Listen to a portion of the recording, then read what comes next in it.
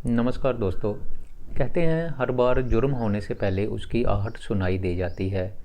यानी कि जब भी कोई जुर्म होना होता है, कुछ देर पहले कातिल कोई ना कोई ऐसा हिंट देने लगता है जिससे कि एहसास होने लगता है कि आसपास जल्द ही कोई वारदात देखने को मिलेगी। कर्नाटक के पूर्व डीजीपी ओम प्रकाश का कत्ल कर दिया जाता है, लेकिन विडंबना ये थी कि उनके परिवार वालों को इस बात का एहसास नहीं हो पाता। डीजीपी के दोस्त, रिश्तेदार, उनके परिवार वालों को कुछ गलत होने का अगर पहले पता चल चुका होता तो इस वारदात को होने से पहले ही रोका जा सकता था। यार दोस्त, रिश्तेदार यही समझते रहे कि पूर्व डीजीपी के परिवार में जो कुछ चल रहा है वो सामान्य है, उनका फैमिली मैटर है और जल्द ही सॉल्व हो जाएगा। लेकिन अगर समय रहते वो आने वाले वक्त की आहट को महसूस कर लेते तो शायद आज पूर्व डीजीपी जिंदा होते। रविवार की बात है, कर्नाटक के पूर्व डीजीपी ओम प्रकाश का कत्ल उन्हीं के घर में कर दिया जाता है। खबर पूरे शहर में आग की तरह फैल जाती है। धीरे धीरे पूरे भारत में इस कत्ल की चर्चा होने लगती है, क्योंकि कत्ल किसी साधारण व्यक्ति का नहीं हुआ था, एक पूर्व डीजीपी का कत्ल हुआ था। पूर्व डीजीपी के कत्ल की बात सुनकर पुलिस वालों के भी हाथ पैर फूल जाते हैं। मामला काफ़ी हाई प्रोफाइल था। पुलिस वाले पूर्व डीजीपी के घर पर पहुंचते हैं, घर का मुआयना करते हैं।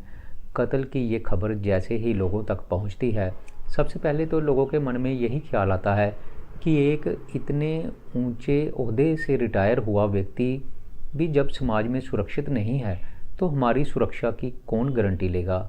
लोगों के मन में डर का माहौल बन जाता है। पुलिस वाले इस केस को जल्द से जल्द सॉल्व करना चाहते थे, कातिल को जल्द से जल्द पकड़ना चाहते थे। कातिल कौन था? पूर्व डीजीपी को मारने का उसका मकसद क्या था? क्या ऐसा तो नहीं था कि ड्यूटी के दौरान किसी खतरनाक अपराधी को पकड़ा गया हो और उस अपराधी ने बदला लेने के लिए ही पूर्व डीजीपी की हत्या कर दी हो? पुलिस वाले इस थ्योरी पर भी काम कर रहे थे, लेकिन थोड़ी देर बाद जब मामला खुलकर सामने आता है तो सभी की हैरानी का कोई ठिकाना नहीं रहता। दरअसल कातिल घर के अंदर ही था। किसी बाहर के व्यक्ति ने इस हत्याकांड को अंजाम नहीं दिया था, बल्कि हत्यारा घर का ही एक मेंबर था।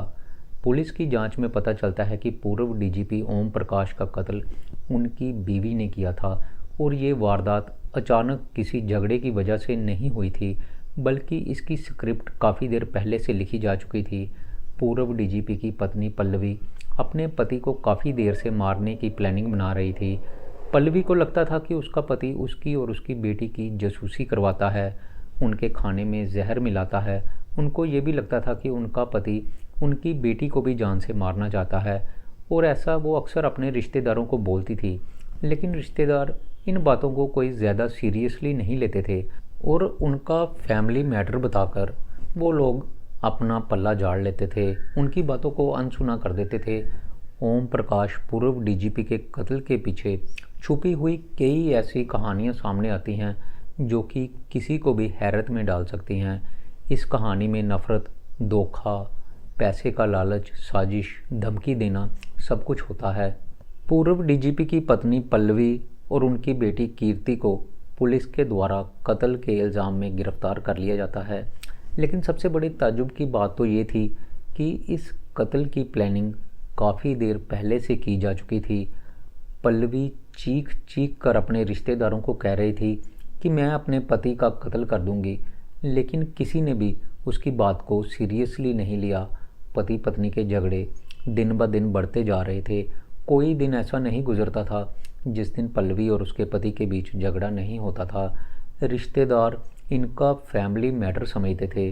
पति ओम प्रकाश के साथ आए दिन होने वाले झगड़ों के बीच उनकी पत्नी पल्लवी कई बार अपने दोस्तों और रिश्तेदारों को फ़ोन कर कहती थी कि वो इस मामले में हस्तक्षेप करें और उसको न्याय दिलाएं।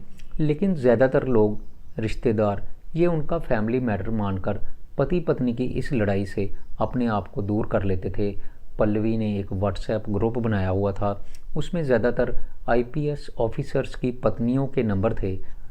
डीजीपी के कत्ल से महज कुछ दिन पहले पल्लवी अपने इसी व्हाट्सएप ग्रुप में अपने पति के खिलाफ कई मैसेज भेजती है और कहती है कि इस मामले में उसको उसके पति के खिलाफ एफआईआर ही समझना चाहिए। पल्लवी ने मैसेज में लिखा था कि ये मेरी एक इमरजेंसी कॉल है, या यूँ समझिए कि मैं एफआईआर दर्ज करवा रही हूँ और इस मामले में आप लोग मेरा साथ देते हुए मेरे पति ओम प्रकाश के खिलाफ़ पुलिस में रिपोर्ट दर्ज करवाइए। मेरे पति मेरे और मेरी बेटी के साथ घरेलू हिंसा करते हैं। पल्लवी ने ओम प्रकाश को जान से मारने से पहले उनके ऊपर कई गंभीर आरोप लगाए थे, लेकिन पल्लवी के व्हाट्सएप ग्रुप में शामिल लोगों ने उसकी बातों को गंभीरता से नहीं लिया। पल्लवी ने कहा कि पूर्व डीजीपी उनके खिलाफ साजिश रचते हैं, वो उनकी बेटी की भी जासूसी करवाते हैं।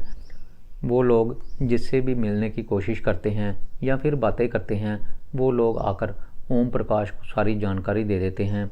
यहाँ तक कि पल्लवी कह रही थी कि उसके खाने में उसके पति डायबिटीज़ की दवा इंसुलिन मिला देते हैं और सैनिटाइज़र मिला देते हैं, और अब वो उनकी बेटी कृति को भी जान से मारने की कोशिश करने लगे हैं, क्योंकि कृति अपने पिता के खिलाफ़ आवाज़ उठाने लगी है।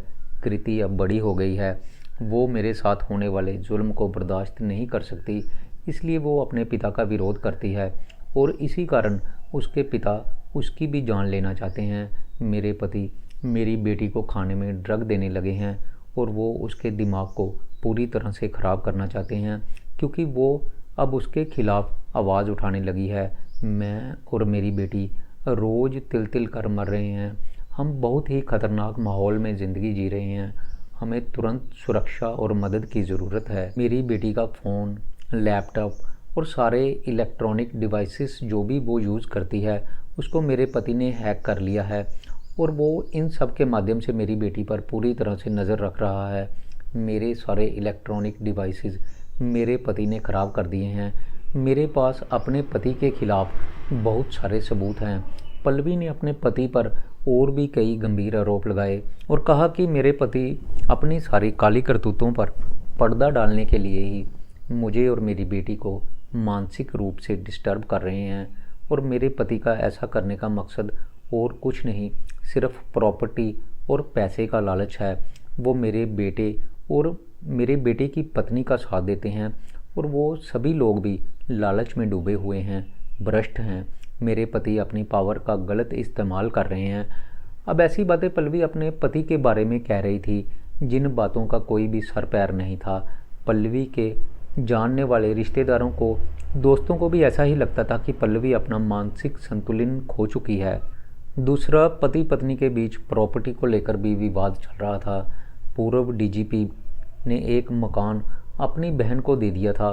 पल्लवी को ये बात जो है वो अखरने लगती है और वो अक्सर इस बात को लेकर अपने पति के साथ झगड़ा करती थी। उसको लगता था कि उसका पति उसके और उसकी बेटी के हिस्से की प्रॉपर्टी जो है वो अपने रिश्तेदारों को बांट रहा है। बेंगलुरु में 1 करोड़ रुपए की कीमत का मकान पूर्व डीजीपी ने अपनी बहन सरिता को दे दिया था। ये भी दोनों पति पत्नी के बीच झगड़े की एक मुख्य वजह थी। झगड़ा जब हद से ज़्यादा हो जाता था तो पूर्व डीजीपी अक्सर अपनी बहन सरिता के घर चले जाया करते थे। अभी हाल ही के दिनों में भी जब उनकी हत्या हुई, उससे पहले भी पति पत्नी के बीच काफ़ी ज़्यादा झगड़ा हो चुका था। तो पूर्व डीजीपी अपनी बहन के घर चले गए थे, जहाँ से कि उनकी बेटी कृति उनको उनकी मर्जी के खिलाफ़ बार बार फोर्स करके अपने घर लेकर आती है, और उसके कुछ दिनों के बाद ही ओम प्रकाश का बड़ी ही बेरहमी से कत्ल कर दिया जाता है। पल्लवी ने एक एक करके कई इल्ज़ाम अपने पति पर तो लगा दिए थे, और जब घर में वारदात की खबर निकलकर सामने आती है तो पहले तो यही लगता था कि वाकई ओम प्रकाश अपनी पत्नी के साथ ज़्यादती करते होंगे,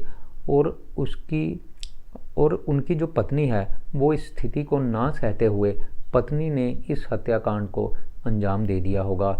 लेकिन दूसरी तरफ ओम प्रकाश के बेटे कार्तिकेश जब सामने आते हैं और पुलिस में अपनी मां और बहन के खिलाफ ही शिकायत देते हैं, तब जाकर सारा मामला जो है वो निकलकर सामने आ पाता है। पुलिस वाले कातिल को ढूंढ ही रहे थे, उसी समय कार्तिकेश ने पुलिस को इस हत्याकांड के लिए अपनी मां और बहन को जिम्मेवार बताया, और उन्होंने अपनी शिकायत में कहा कि उनकी मां ने ही उनके पिता का कत्ल किया है।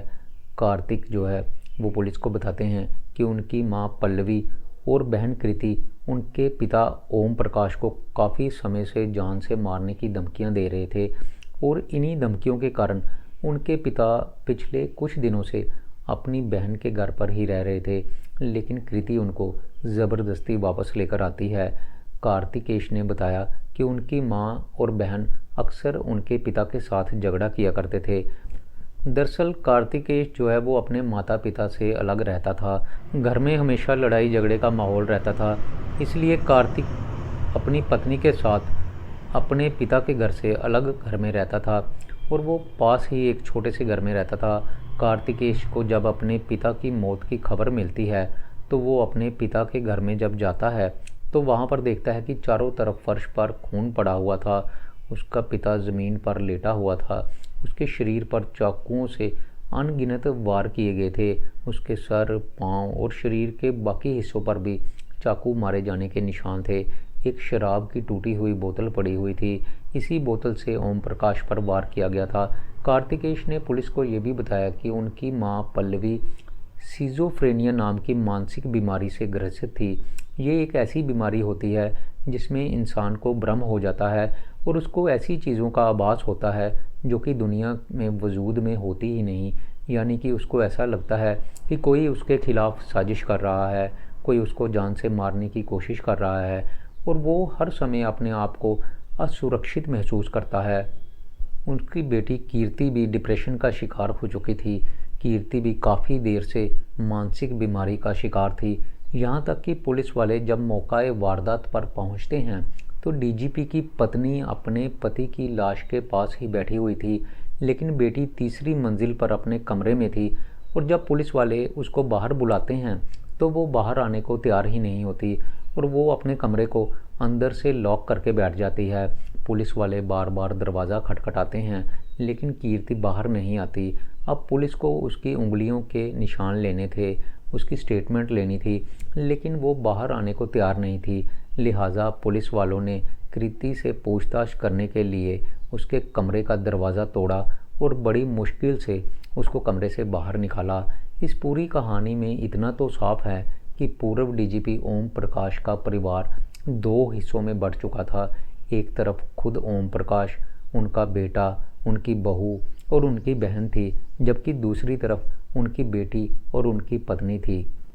पूर्व डीजीपी की पत्नी पल्लवी को अक्सर यही शिकायत रहती थी कि उनका पति उनको मानसिक रूप से टॉर्चर कर रहा है और उसके साथ ही वो उनके हिस्से की प्रॉपर्टी किसी दूसरे रिश्तेदारों को दे रहा है, जबकि दूसरी तरफ बेटा कार्तिक जो है वो अपनी माँ और बहन को मानसिक रूप से बीमार बताता है और बताता है कि माँ का काफ़ी देर से इलाज चल रहा था। ये लोग बिना वजह से ही उसके पिता के साथ मारपीट करते थे, गाली गलौज करते थे। पूर्व डीजीपी की फैमिली में काफ़ी देर से ये ड्रामा चल रहा था, लेकिन रिश्तेदारों ने बजाय इस परिवार की मदद करने के अपने आप को उनके लड़ाई झगड़े से दूर रखना ही बेहतर समझा और इसी वजह से ये सारा मामला यहाँ तक पहुँच जाता है।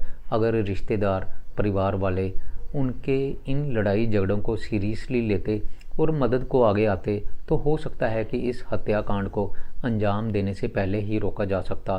फिलहाल तो पल्लवी और उसकी बेटी कीर्ति को पुलिस की हिरासत में भेज दिया गया है। पुलिस वालों ने चार्जशीट बनाकर माँ बेटी को कोर्ट में पेश किया, जहाँ से कि जज उनको 14 दिन की न्यायिक हिरासत में भेज देते हैं। तो दोस्तों, मैं यहाँ पर यही कहना चाहूँगा कि मानसिक बीमार व्यक्ति कई बार इतना ज़्यादा खतरनाक हो जाता है कि वो हत्या जैसी खतरनाक वारदात को भी अंजाम दे देता है। समय रहते अगर किसी के घर में किसी के फैमिली मेम्बर को कोई मानसिक बीमारी है और उसका समय रहते इलाज ना करवाया जाए तो ये बहुत ही खतरनाक साबित हो सकता है। पूर्व डीजीपी के परिवार में किसी चीज़ की कोई भी कमी नहीं थी। अक्सर ऐसा ही होता है, परिवार में जब सब कुछ ज़रूरत से ज़्यादा होता है तो घर वाले अक्सर मानसिक रूप से बीमार हो जाते हैं, क्योंकि उनको पाने के लिए कुछ भी नहीं होता, हाँ, खोने के लिए बहुत कुछ होता है। अगर घर में गरीबी हो तो परिवार के सारे मेंबरों की टेंशन जो है वो पैसा कमाने में ही लग जाती है, लेकिन अगर घर में सब कुछ अवेलेबल हो, जैसा कि पूर्व डीजीपी के केस में था, पैसे की कोई कमी नहीं थी, कुछ भी पाने को नहीं था, खोने को बहुत कुछ था, पैसा, प्रॉपर्टी सब कुछ था, किसी चीज़ को पाने की लालसा नहीं थी, लेकिन अफसोस इनके पास बहुत कुछ खोने को था। और धीरे धीरे करके जो सब कुछ था वो लड़ाई झगड़ों की भेंट में चढ़ जाता है। और एक दिन अवसाद हद से ज़्यादा बढ़ जाता है, तो पल्लवी जो है वो अपने पति की हत्या को अंजाम दे देती है। तो दोस्तों, मेरी आज की ये कहानी यहीं पर ख़त्म होती है। मैं आपसे यही उम्मीद करूँगा कि आप मेरे चैनल को सब्सक्राइब करेंगे और वीडियो को लाइक करेंगे।